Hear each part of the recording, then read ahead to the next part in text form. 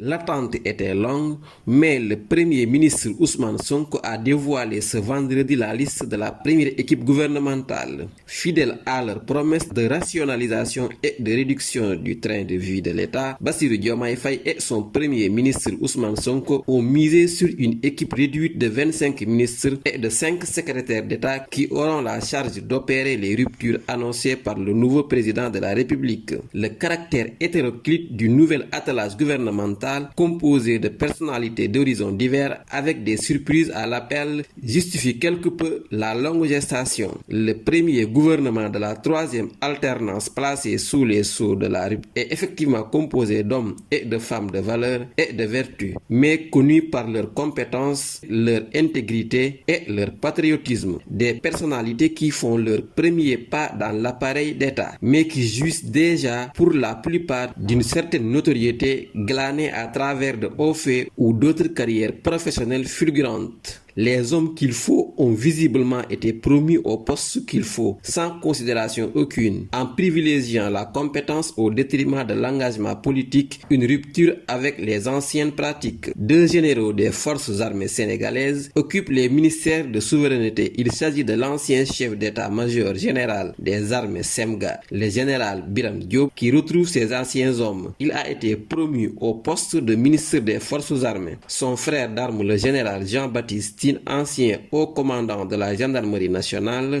est nommé ministre de l'Intérieur et de la Sécurité publique, mais aussi des technocrates comme Cheikh Tidiane Dièye, Abdourahmane Diouf et Mabouba Diagne. Autre point marquant du gouvernement de Ousmane Sonko, une faiblesse des femmes qui sont au nombre de 4, même si elles sont dans des postes de haute responsabilité.